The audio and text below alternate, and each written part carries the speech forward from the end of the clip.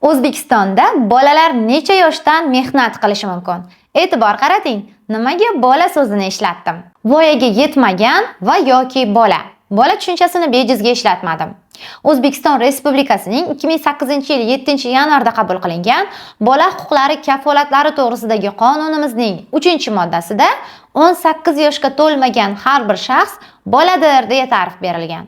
Bundan tashqari 1989-yil 20-noyabrda qabul qilingan bola huquqlari to'g'risidagi konvensiyamizning 1-moddasida ham o'sha 18 yoshga to'lmagan har bir inson zoti boladir deya ta'rif berilgan. Ushbu ma'lumotlar yangi tahrirdagi 10-sinf darsligingizda mavjud. Inobatga olib qo'ying. Shuning uchun 18 yoshga to'lmaganni voyaga yetmagan desa ham xato bo'lmaydi, boladir desa ham xato bo'lmaydi. Endi asosiy mavzuga qaytamiz. O'zbekiston Respublikasida voyaga yetmaganlar necha yoshdan mehnat qilishi mumkin? 2023-yil 30-aprelda yangi tahrirda qabul qilingan Mehnat kodeksimizning 118-moddasida voyaga yetmaganlar 16 yoshdan mehnat qilishlari mumkinligi keltirib o'tilgan. Bundan tashqari, bolalarni mehnatga tayyorlash maqsadida ota-onaning yozma roziligi va tibbiy xulosa asosida 15 yoshdan ham ishga qabul qilish mumkinligi belgilab qo'yilgan. Demak, yuqorida 16 yoshdan ishga qabul qilishga ruxsat etilishini ko'rib chiqdik. Ana endi voyaga yetmaganlarning mehnat soati davomiyligi qanchani tashkil qiladi?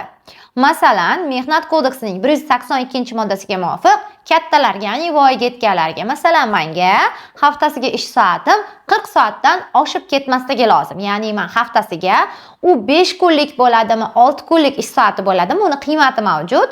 40 soatdan oshib ketmasligi lozim. Voyaga yetmaganlarga esa Mehnat kodeksining 415-moddasiga muvofiq 18 yoshgacha bo'lgan xodimlar uchun qisqartirilgan ish vaqti davomiyligi keltirib o'tilgan bo'lib, ish vaqtining davomiyligi 16 dan 18 yoshgacha bo'lgan xodimlar uchun haftasiga 36 soatdan oshmaydigan, 15 dan 16 yoshgacha bo'lgan shaxslar uchun esa haftasiga 24 soatdan oshmaydigan qilib belgilanishi ko'rsatib o'tilgan. O'quv yili davomida o'qishdan bo'sh vaqtida ishlayotgan o'quvchilarning ish vaqti davomiyligi ushbu moddaning 1-qismida tegishli yoshdagi shaxslar uchun nazarda tutilgan ish vaqti eng ko'p davomiyligining yarmidan oshishi mumkin emasligi ko'rsatib o'tilgan.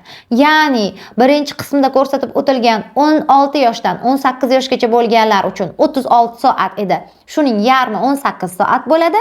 15 dan 16 yoshgacha bo'lganlarniki 24 soat edi. Shuning yarmi 12 soatni tashkil qiladi. Agarda siz abituriyent bo'lsangiz, ushbu ma'lumotlarga jiddiy e'tibor qarating. Sababi 8-sinf darsligingizning oxirgi mavzulari voyaga yetmaganlarning mehnat munosabatlarini to'liq qamrab oladi. Agarda sizni ushbu voyaga yetmaganlarning mehnati bilan bog'liq ma'lumotlar qiziqtirsa, bizga murojaat qiling va to'liq video darslikni qo'lga kiriting. Kanalimizga obuna bo'lib qo'yishni unutmang.